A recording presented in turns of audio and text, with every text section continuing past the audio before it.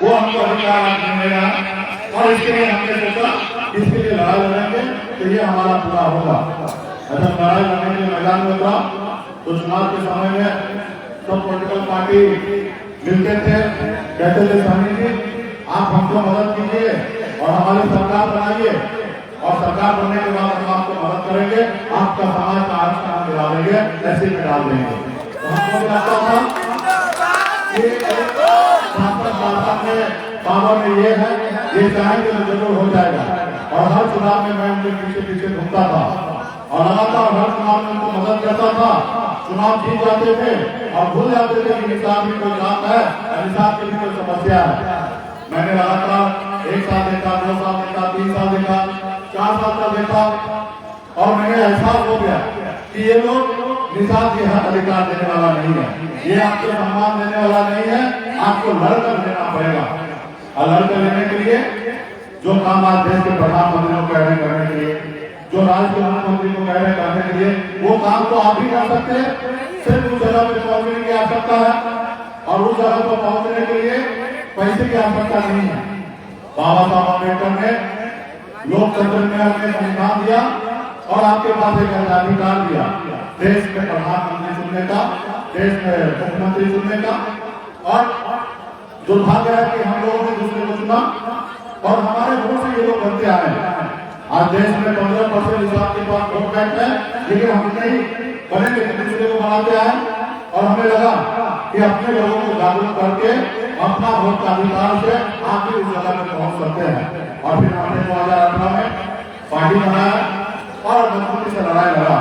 बिहार के किसान का एक एक बेटा अपने पैर पे खड़ा हुआ, खून पसीना बहाकर संघर्ष करके और मजबूती से पार्टी के साथ खड़ा हो गया। और हम लोगों ने 2019 में चुनाव लड़ा, यूपीए गठबंधन से चुनाव हार गए, लेकिन हमारा किसान भाई पार्टी के सुख तक कोई हौसला नहीं था, फिर खड़ा हुआ और फिर अपनी लड़ाई लड़ने के मैदान में उतर गए। फिर बिहार में चुनाव हुआ, उस चुनाव में हम लड़ाई लड़े और 25,000 वोट एक सीट पर हमने लाके दिखा दिया। वहां पे भी हम चुनाव हार गए, लेकिन क्या परिवर्तन हुआ? वहां पे भारतीय जनता पार्टी, जेडीयू, रामविलास जी की पार्टी सब मिलकर ताकत लगा दिया, लेकिन 15,000 वोट से हार गए।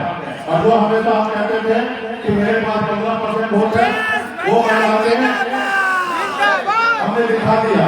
ये देखो 15% वोट हमारे पास है और आपको दिखा दिया हमने 25,000 वोट लाके। और उसको वजह से भारतीय जनता पार्टी का कैंडिडेट वहां पे चुनाव हार गया 15,000 वोट से। तो ये आपके पास ताकत हुआ। जब 2020 का समय आया तो आपके सामने में झुककर आया कि सरकार में सत्ता में आप हिस्सेदार बनिए और हमारे साथ आइए। और हम लोगों ने लड़ाई लड़ा 2020 में और मजबूती से लड़ाई लड़कर 4 विधायक बनाया। और आज बिहार में आजादी के 75 साल के बाद पूरे हिंदुस्तान में पहली बार हमने इतिहास बनाने का काम किया कि निषाद का बेटा के दम पर आज बिहार में सरकार बना सकती है।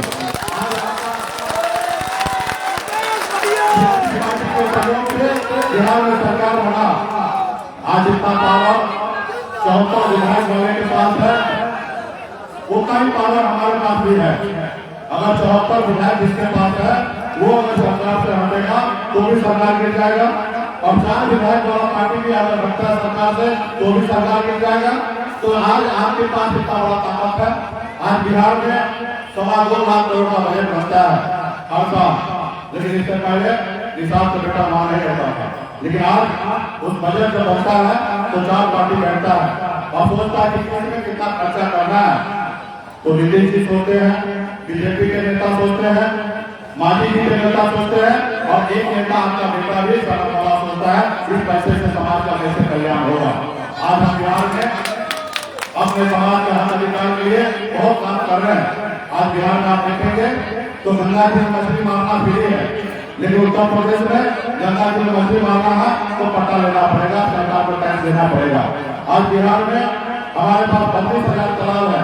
32,000 तालाब सिर्फ गरीब मछुआरा परिवार को दिया जाता है, जो गरीब होता है सरकारी रेट पे दिया जाता है। लेकिन उत्तर प्रदेश में जिसके पास ज्यादा पैसा है वो भी लगता है, उसको डाक करके दिया जाता है।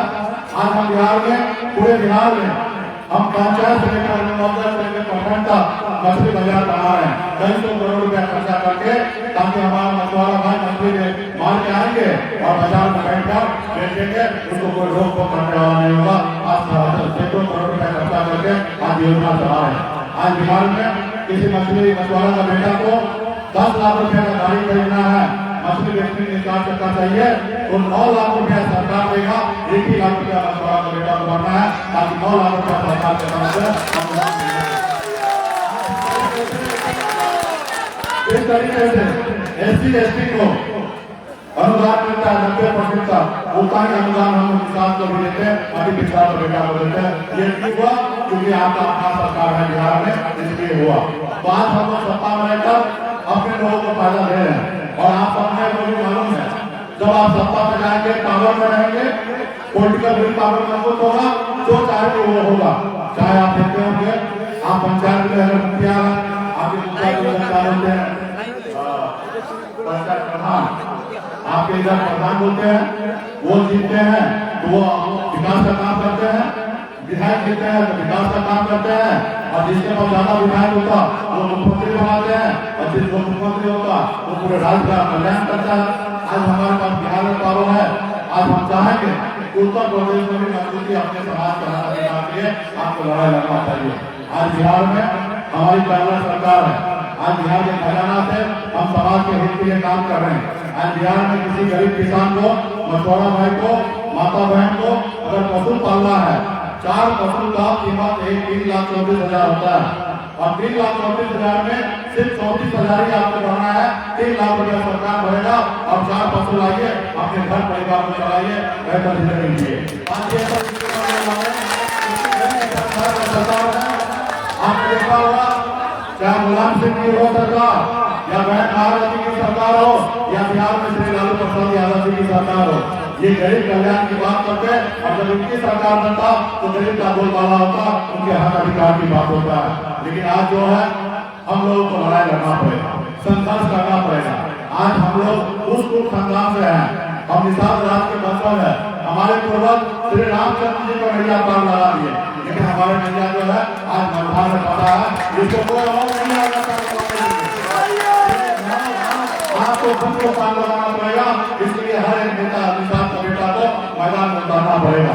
आज इस तरीके से बिहार में उतरा निषाद का बेटा, उसी तरीके से आपको उतारना पड़ेगा। आज जब हमें उत्तर प्रदेश में डॉक्टर संजय निषाद जी समाज के हक अधिकार की बात करते थे, हमें बहुत खुशी मिलता था। हमें लगता था कि बिहार में हम लड़ाई लड़ रहे हैं, उत्तर प्रदेश के निषाद में बेटा लड़ाई लड़ रहा है, और हम मजबूत हो जाएंगे, और जिस तरह दिल्ली पे चढ़ाई करना होगा तो बिहार और यूपी मिलकर दिल्ली पे चढ़ाई कर लेंगे, और मजबूती से अपने समाज का हक अधिकार ले लेंगे। लेकिन क्या किया, हमें दुर्भाग्यपूर्ण आज डॉक्टर संजय निषाद जी अपना समाज के लिए सोच रहा है, कहीं न कहीं अपने परिवार के लिए सोच रहा है। आपने देखा होगा 2018 में सिर्फ 1 टिकट पर साइकिल पे चढ़ गया, चले कोई बात नहीं। 2019 आया, हम बिहार में मोदी जी को टक्कर दे रहे थे, और ये मोदी जी के गोद में जाकर बैठ गए, सिर्फ 1 टिकट पे अपने बेटा को सांसद बनाने के लिए भारतीय जनता पार्टी के गोद में जाकर बैठ गए। चलिए वहां तक भी चलो कोई बात नहीं, बेटा को सांसद बना लिया। अभी 2022 में जिस समय में हमें देश के प्रधानमंत्री को जुटाना था, अपने आरक्षण लागू कराना था, अपने बात को बढ़ाना था, 2022 का चुनाव में उनको अपनी ताकत दिखाना था, उस समय क्या किए, सिर्फ एक एमएलसी में भारतीय जनता पार्टी के लोग जाकर बैठे, और हिंदुस्तान नहीं पूरे दुनिया में पहला ऐसा जनता पार्टी होगा जहाँ पे अपने बेटा को फिर से बीजेपी के चुनाव लड़ा रहे हैं, गोरखपुर से 24 से। तो कहीं ना कहीं वो समाज के लिए बात कर रहे हैं, अपने परिवार के लिए कर रहे हैं। आज उनको 10 को टिकट भी मिला, तो क्या किए, 5 लोग ठाकुर को टिकट दे दिए, 4 लोग ब्राह्मण को टिकट दे दिए। अरे भैया, जो आप लड़ाई लड़ रहे हैं आपके समाज को आगे बढ़ाने के लिए, क्या वो लोग जीतेंगे तो क्या आपकी बात करेंगे? नहीं करेंगे। आपके पार्टी को खून पसीना से बहाकर पार्टी को यहाँ तक लाया, उनको कम से कम एक टिकट देकर उनको लड़ाना चाहिए, ताकि आपकी पार्टी को झंडा गुस्सा करता।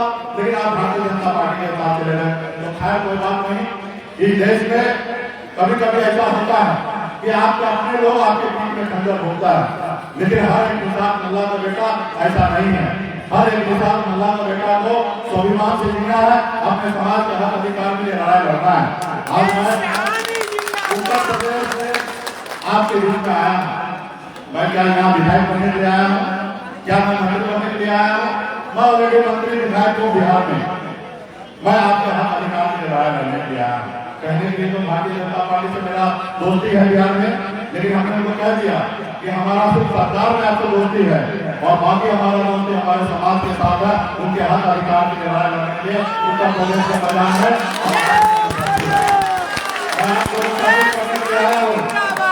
कि मजबूती से आप मैदान में अपने प्रत्याशी को जिताइए।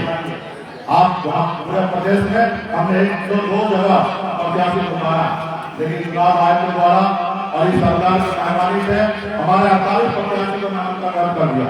लेकिन अभी भी हम 14 जगह पे चुनाव लड़ रहे हैं और मजबूती से आप लोगों के बीच में संदेश लेके आए हैं कि आप मजबूती से अपने प्रत्याशी को जिताइए और जहाँ हम लड़ रहे हैं वहाँ को जिताइए, और जहाँ हम नहीं लड़ रहे हैं वहाँ क्या करना है, वहाँ पे भाजपा को हराना है।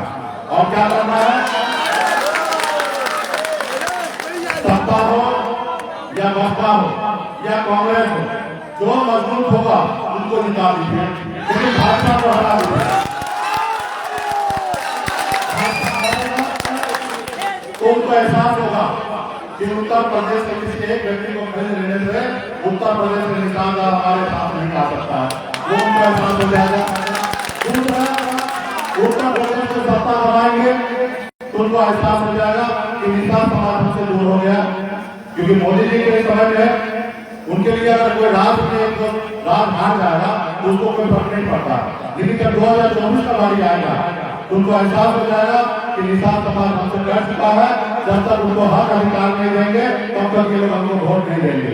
और 2025 से पहले आज अगर उनको हराएंगे तो मैं आपसे वादा करता हूँ कि 2024 से पहले निशान का आरक्षण लागू हो जाएगा।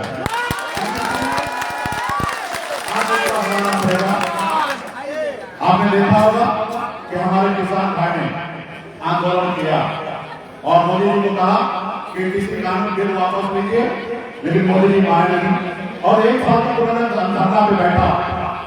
जब देश में 5 राज्य का चुनाव होने लगा तो मोदी जी को लगा कि किसान भाई नाराज हो चुका है, ये हमको वोट देंगे नहीं, अब 5 रास्ते साफ हो जाएंगे।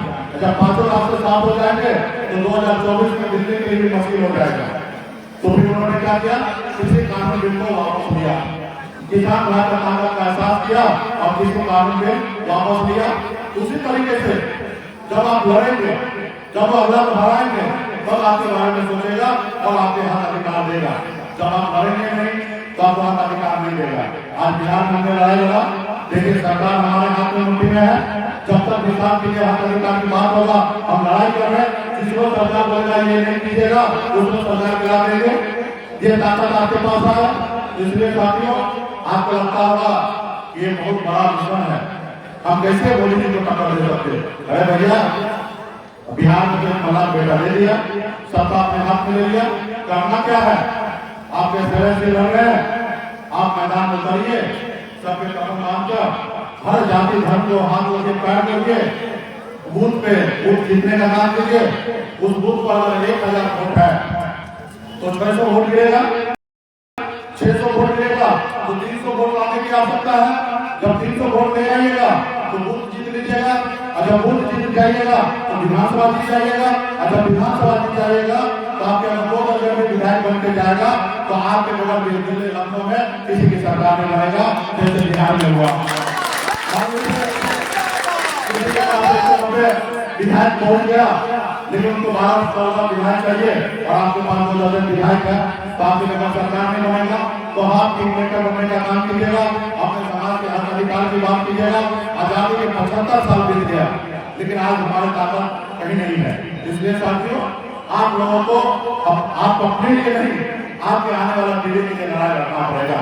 आज हम लड़ाई लड़ने के लिए आपके बीच में आए हैं तो भारतीय जनता पार्टी वाला हमको डरा रहे हैं कि मुकेश सहनी जी जितना घूमना घूम लीजिए हेलीकॉप्टर से, 10 तारीख के बाद आपको हम बताएंगे।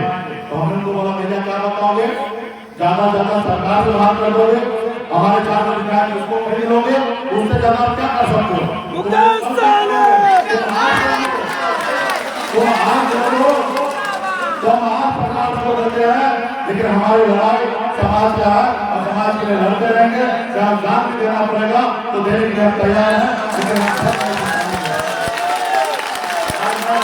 आपके हमारे समाज के लिए मैं यहाँ पे आया और आप हमारा मान सम्मान रखिए और लड़ाई लड़िए।